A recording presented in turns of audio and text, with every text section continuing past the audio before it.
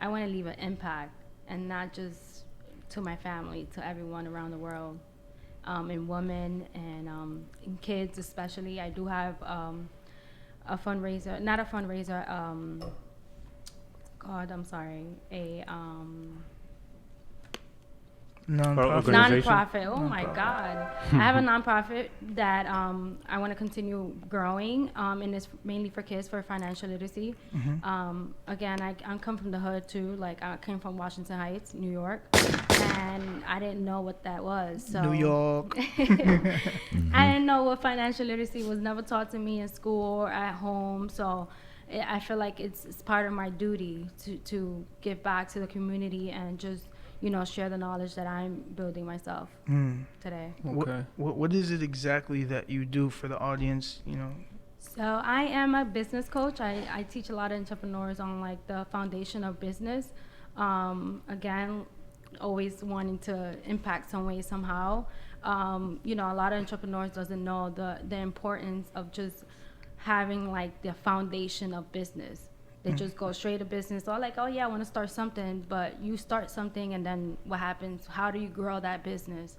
So there's different phases of business, and a lot of people don't know how to take it to the next level. So with all the mentorship that I've done and we are paid for, like, I want to share that knowledge over to entrepreneurs. Right, you want to give back. Definitely. Can you bring the mic a little closer, please? Sure. Thank you. Sorry. No, you good. You're good. So, Speedy, you got some questions? 'Cause Well, I got a lot of questions Oh, just man. based on what well, I was curious about. I just wanted to know, like, you say you're from New York. Yeah. I'm pretty sure the viewers are curious to know, not all of it, but how you came about. How did Ceci come about to where she is now, coming from where you coming from? Oh, I don't want to get emotional, but obviously I lived in Brooklyn for about 10 years of my life when I was younger. And then I moved back to Washington Heights. I was working in the medical field as an ophthalmology technician.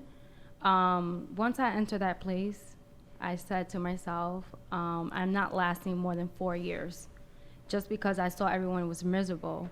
I didn't want to be in there for too long. People were just waiting for retirement.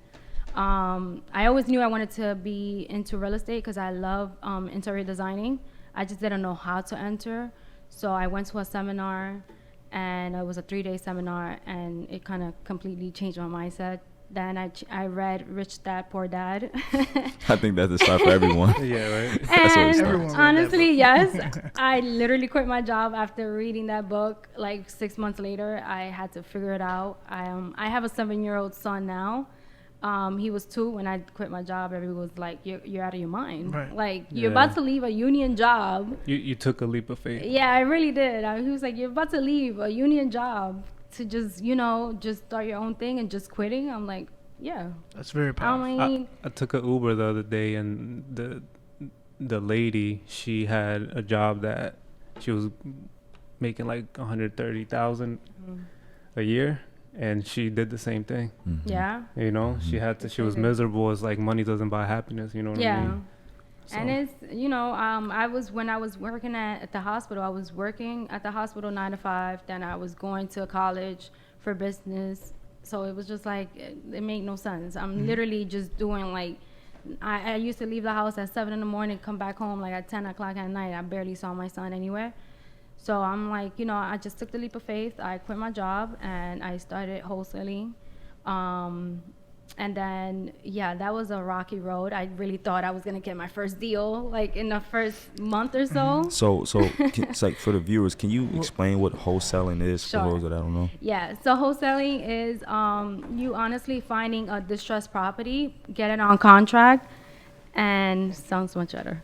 Get it on contract, and then you sell that contract over to an investor that's going to either flip the property, or they're going to buy and hold the property, which is going to rent or stuff like that. And then in between, you get a fee for it. So did you get your license, or you just straight wholesaling? Yeah. No You don't need a license? license. Yeah, you do need to know how to negotiate. That was my hard part, because I used to be in the medical field most of the time. So I'm like, I don't really know how to negotiate, but I figured it out after I was there, I did real estate in the city. back Yeah.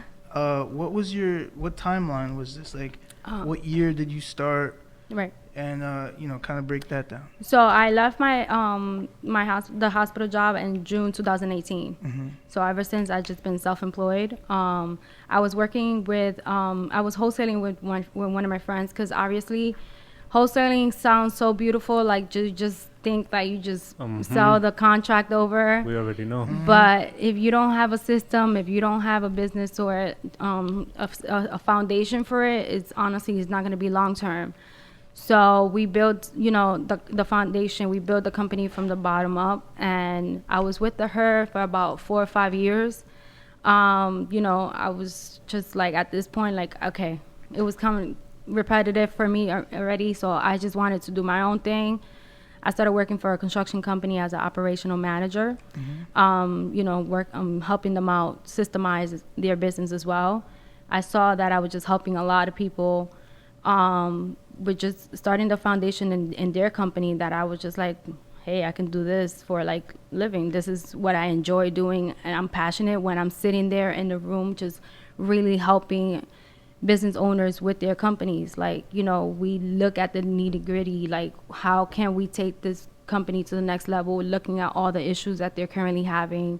Most of the time it's like people don't really see, because they're so in their company that they're not seeing other perspectives. We're all business owners here, and I'll be interested to know your take on like business structure. What would be how do you go about it? Do you look at people's whether they have an S corp, LLC?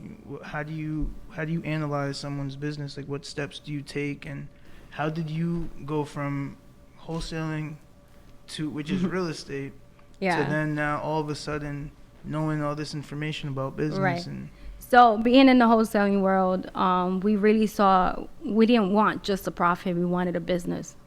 So we honestly, we are like grinding all the time. We were funding for we were paying for mentorship. That's how we got into it. Like, I got into what I do now because we paid for mentorship. We had business consultants. We used to go to a lot of mentorships, courses. We used to take all of that. So all of that knowledge that I was gaining for those 4 or 5 years, I was just like, wait a minute. Now I see like any business, and I'm like, I can see the issue. Just because I gathered all those information, and we were applying it every single day. We had a structure from like 9 to 6. Just because, people think that you have your own business, you work whenever you want. No, you create a structure for yourself. We had a 9 to 6. We work Saturdays as well. So we were working 6 days of the week.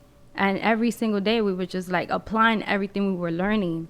So, we hired a business consultant for a whole year. So they were like moderating our meetings. They were like every quarter they would meet up with us and, go over our current issues. How can we find solutions for those issues? And we created rocks, which is like goals.